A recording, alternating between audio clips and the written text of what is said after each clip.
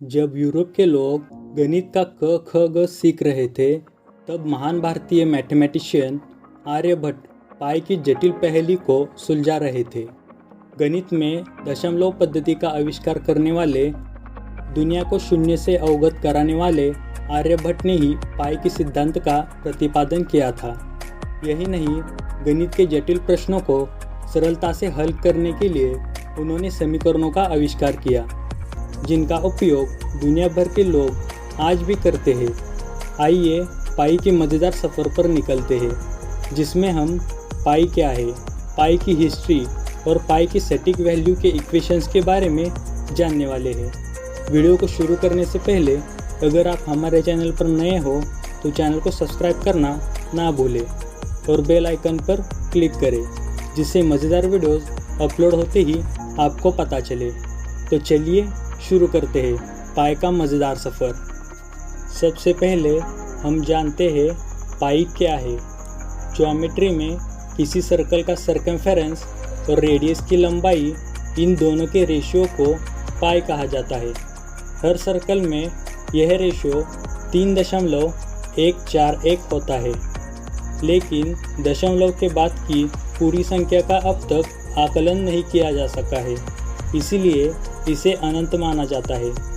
यानी हम दशमलव के बाद के अंक के आखिर में नहीं जा सकते और अभी तक इस रेशियो का अंत कोई नहीं खोज सका, क्योंकि पाई एक इरेशनल नंबर है। इरेशनल नंबर्स का मतलब हम एक उदाहरण से जानते हैं।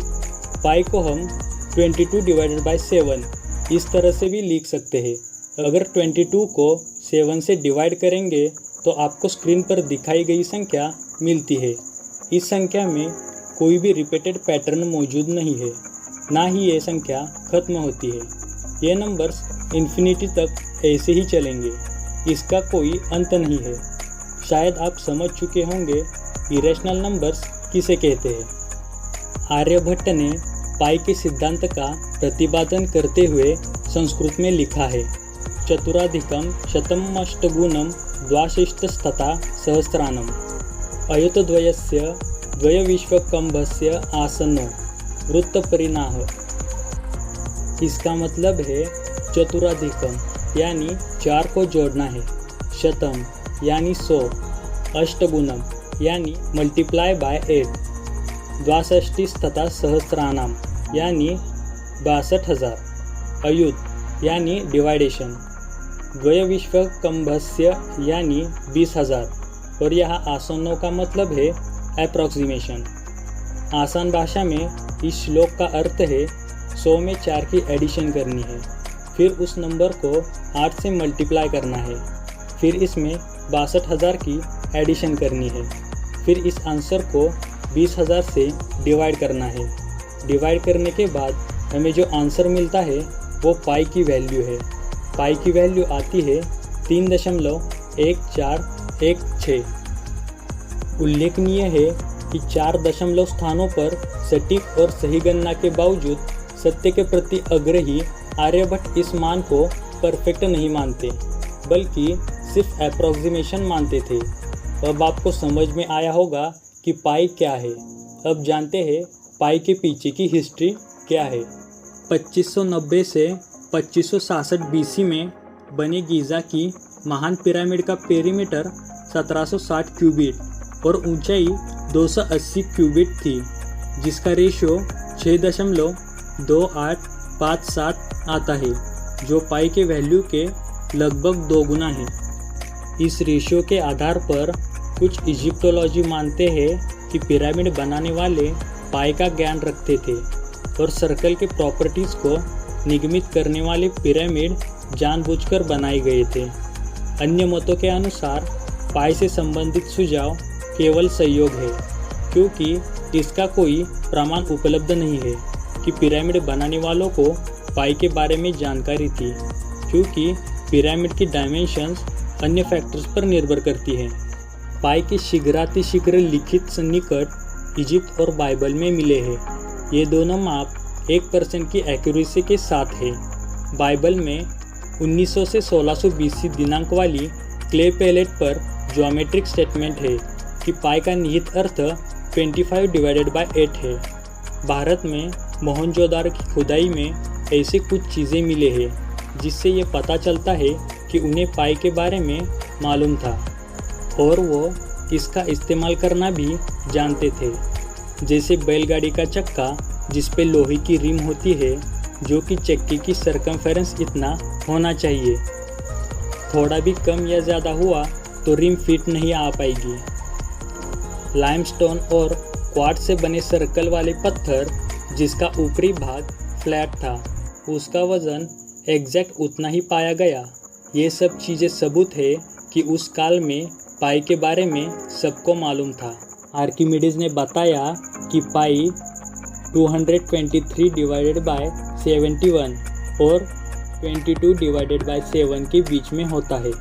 आर्किमिडीज को अक्सर मैकेनिकल डिवाइसेस का डिज़ाइनर कहा जाता है, लेकिन गणित के क्षेत्र में भी उनका योगदान अतुलनीय है। आर्किमिडीज इनफाइनाइट चेन्स का उपयोग उसी तरीके से कर सकते थे जैसे कि मॉडर्न इंडिवाइजेबल कैलकुलेशन में किया जाता है। उन्होंने अपनी टेक्निक मेथड ऑफ परफेक्शन का प्रयोग पाई के अप्रोक्सीमेट वैल्यू का पता लगाने में किया। अब जानते हैं पाई के सटीक वैल्यू के इक्वेशंस के बारे में। सबसे पहले जानते हैं pi value by using the Gregory Leibniz series. Mathematicians ने कई अलग अलग मैथमेटिकल सीरीज बनाई है जिसका यूज़ असीम रूप से किया जाता है। लेबनिज़ ने पाई की सटीक वैल्यू निकालने के लिए एक सीरीज बनाई जिसे लेबनिज़ सीरीज के नाम से जाना जाता है। इस सीरीज का इस्तेमाल करके हम पाई की दशमलव के बाद के 5 नंबर्स तक सटीक वैल्यू निकाल सकते हैं।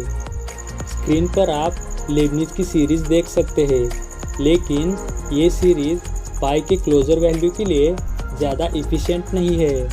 असल में लेबनिज़ से पहले ही इस सीरीज़ को ब्रह्मगुप्त द्वारा बनाया गया था, लेकिन आज हम सब इस सीरीज़ को लेबनिज़ सीरीज़ के नाम से जानते हैं। Number 2, pi value by using Nilakantha series. पाई की कैलकुलेशन करने के लिए यह एक और इनफाइनाइट सीरीज़ है जिसे समझना काफ़ी आसान है।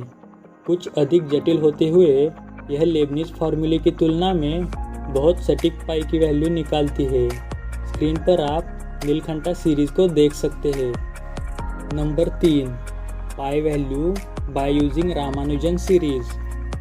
1914 में भारतीय गणितज्ञ रामानुजन ने पाई के कंप्यूटिंग का फार्मूला खोजा था जो पाई की बहुत ही सटीक वैल्यू देता है। स्क्रीन पर आप रामानुजन सीरीज़ को देख सकते हैं जिससे पाई की एक्यूरेट वैल्यू निकाल सकते हैं। और भी कई मैथमेटिशियंस ने पाई के वैल्यू के लिए अलग अलग फार्मूलाज दिए हैं। अगर मैं इस वीडियो में बताने जाऊँ तो वीडियो बहुत ही लंबा हो जाएगा। अगर आपको इस टॉपिक का अगला पार्ट चाहिए तो हमें कमेंट करके बता देना, मैं इस वीडियो का अगला पार्ट बना दूंगा। तो मिलते हैं और एक मज़ेदार वीडियो में, तब तक के लिए अलविदा।